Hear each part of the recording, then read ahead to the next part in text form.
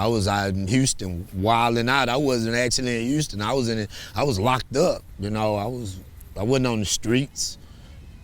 You know, I was in and out of boys' homes and jail, prison. So you ended up doing time in the Texas Department of Corrections? Oh yeah. Yeah. So the whole reason for you to move to Texas was to keep you out of trouble?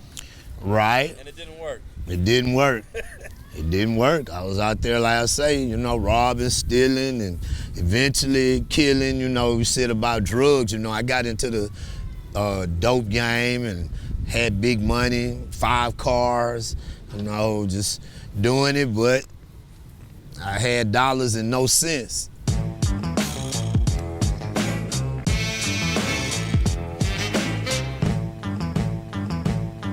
I ended up getting a double homicide over some drugs. And that's what got me sent to prison. But it's a crazy case.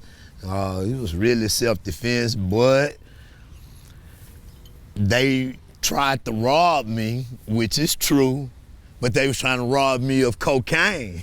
Which they don't care about, right? Right, and I didn't want to say that part.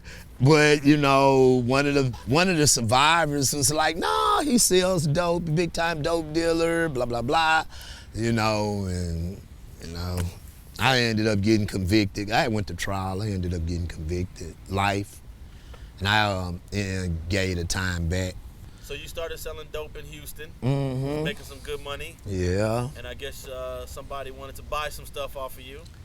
No, they just wanted to rob me. They just wanted to rob you? Yeah. Okay. They wanted to rob me, and I ended up, you know, shooting them, and people snitched on me, and I ended up going to jail, went to prison for it. So did they come up in your spot, your house, your apartment? How'd that happen?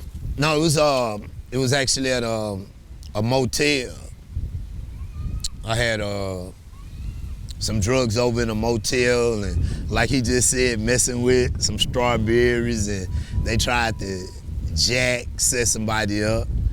And back then I was wild, and I had 3-4 guns, you know, so shit. I went after him and gunned him down and ended up going to prison for it. You know, my lawyer, you know, he was using a lot of, Texas has the most lenient gun laws in the United States. They have laws that you probably have never even heard of. At the time, I had never heard of them. They have a law that you could give chase to somebody that's robbed you with your weapon. You have a law that's called continuous shooting, because they said it was overkill, because I was shooting like 3 different guns at him, and I was with somebody, he was driving, they were running, I was hanging out the car gunning, and they have a law called law of continuous shooting. You know, things are like this. So my lawyer, you know, was putting all this in to say, well, you know, he had a right to do all these things. But hey, young black man, in America, they was like, they ain't buying it. You think part of it was because you were selling cocaine? Well, I mean, it had been mentioned by them, but, you know, of course, we denied it.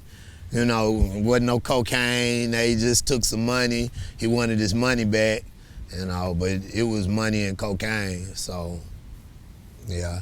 But I actually think it might have, you know, I know racism played a part, and I had an all-white jury.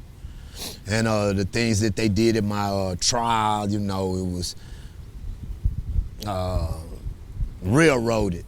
When they sentenced me, I flipped the table over, went to fighting, tried to jump the judge, and, you know, because I was, like I said, I was, you know, a real bad actor back then.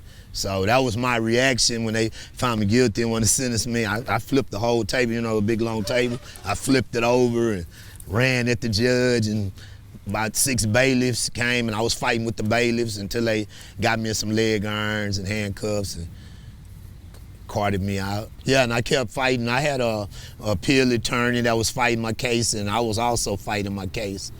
And I had an all-white jury, so I was able to get a time back. So you got out on appeal, or how did you? No, I got out. I did the time, and that was the end of it. I had got the time reduced down. That it actually caught another sentence that was running concurrent, and that's what freed me. Yeah, I had already did the time on. I had been in prison like 12 years, so that was how I got out. So they dropped the life sentence? Yeah.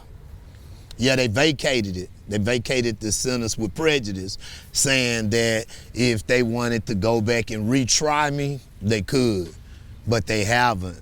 You know, witnesses then died off or what have you, or they had, you know, I guess, you know, when you go and read all the stuff in the case, and it's like, well, yeah, it was a clear case of self-defense anyway. The actual years was, that I was physically there was 12 years.